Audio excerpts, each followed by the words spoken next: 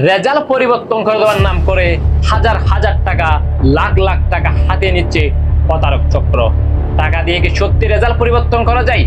নিজে সতর্ক হন এবং অন্যজনকে সতর্ক করুন। এই হচ্ছে একটি মায়ের আত্মারা।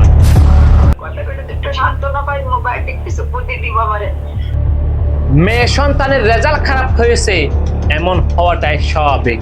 তার মানে এই না যে আমি নিজেকে প্রতারক চক্রের হাতে বিলিয়ে দেব। এই হচ্ছে আরেকজন ছাত্র।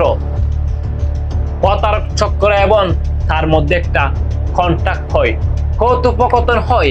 ছাত্রের উদ্দেশ্য তার 4 পয়েন্ট, প্রতারক চক্রের উদ্দেশ্য তার টাকাগুলো হাতিয়ে নেওয়া।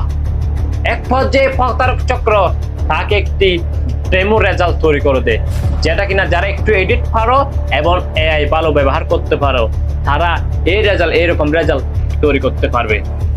এক পর্যায়ে ছাত্রটা যখন আবার ওয়েবসাইটে ঢুকে দেখে তার রোল নম্বর এবং রেজিস্ট্রেশন নম্বর দিয়ে, তখন কিন্তু রেজাল্ট আগের মতোই ফেল। শুরু হয়ে গেছে আর্তনাদ।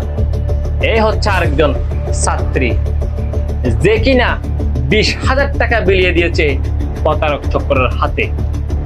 শুরু হয়ে গেছে আর্তনাদ, সবাইকে ব্লক করে দিয়েছে। তাদের আর প্রতারক চক্রের কোনো খোঁজখবর নাই।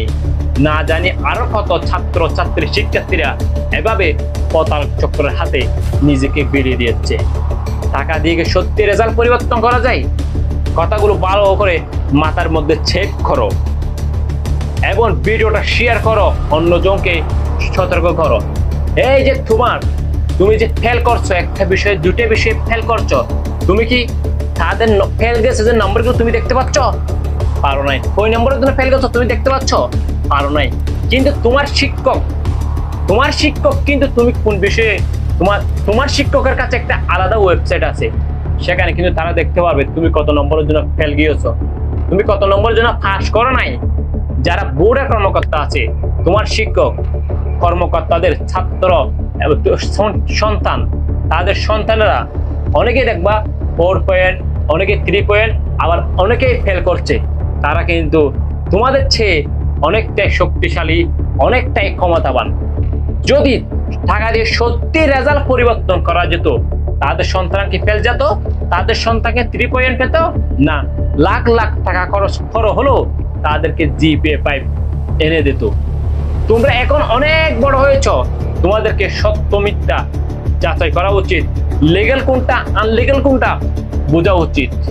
বোর্ডের নোটিশের মধ্যে স্পষ্ট বলে দিয়েছে, বোর্ড চ্যালেঞ্জ করতে তোমার যেগুলো দ্বিতীয় পত্র আছে সেগুলোতে মাত্র খরচ হবে 300 টাকা, এবং যেগুলো প্রথম পত্র 1 পত্র আছে ম্যাথ, আইসিটি এই জাতীয় সাবজেক্টগুলো মাত্র 150 টাকা। এবং যারা আবেদন করে দেয়, নিজে করতে পারলে তো ভালো, এবং যারা আবেদন করে নেয় তারা হচ্ছে 100 টাকা, 150 টাকা, 200 টাকা নেই। যারা একটু প্রফেশনাল ভাবে করে দেয় তারা একটু বেশি নেই। অল্প খরচ, এর চেয়ে বেশি না।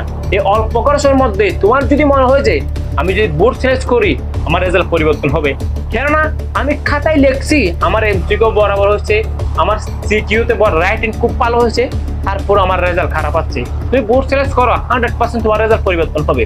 আবার অনেকেই মনে করে, অনেক অভিভাবক, আবার অনেকে হচ্ছে আত্মীয় স্বজন, অনেকেই মনে করে তুমি বোর্ড চ্যালেঞ্জ করতেছ, তুমি হচ্ছে টাকা দিয়ে রেজাল্ট কিনতেছ। না, তুমি বোর্ড চ্যালেঞ্জ করতেছ না, তার মানে এই না যে তুমি টাকা দিয়ে রেজাল্ট পরিবর্তন করতেছো, রেজাল্ট কিনতেছো।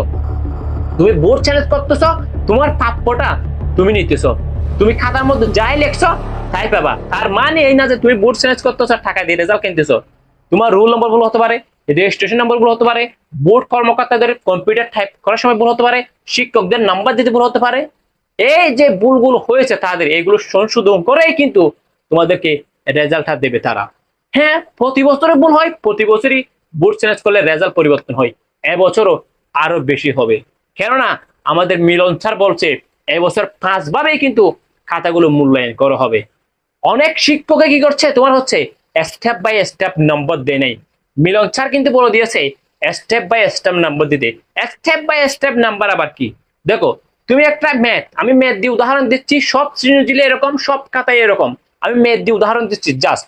দেখো, সব ম্যাথের মধ্যে তুমি একটা অঙ্ক করছো, অনেক শিক্ষক কি হচ্ছে, তুমি একটা অঙ্ক করছো, তোমার হচ্ছে লাস্টে যখন সমীকরণ তুমি মেলাতে পারো নাই, তোমাকে নাম্বার দেয় নাই। মিলন স্যার কিন্তু বলেছে আমার ছাত্র ছাত্রীরা যতটুকু লিখতে পারবে তাদেরকে ততটুকু নাম্বার দিতে। এবার যখন বোর্ড সিলেক্ট করবা, খাতাগুলো যখন স্টেপ বাই স্টেপ দেখা হবে, এরকম অনেক শিক্ষক যারা স্টেপ বাই স্টেপ নাম্বার দেয় নাই, সেগুলো যখন নজর আসবে বোর্ড কর্মকর্তাদের, সেই নাম্বারগুলো তোমাদেরকে দেওয়া হবে। মানে তোমার প্রাপ্যটা তুমি নিতেছো বোর্ড সিলেক্ট করে, তুমি বোর্ড সিলেক্ট করে তোমার হচ্ছে রেজাল্ট কিনতেছো না। আশা করি বুঝতে পারছো। কথাগুলো মাথার মধ্যে সেভ করো এবং হচ্ছে ভিডিওটা শেয়ার করে সবাইকে সতর্ক করো। ধন্যবাদ সবাইকে। আসসালামু আলাইকুম ওয়া রাহমাতুল্লাহ।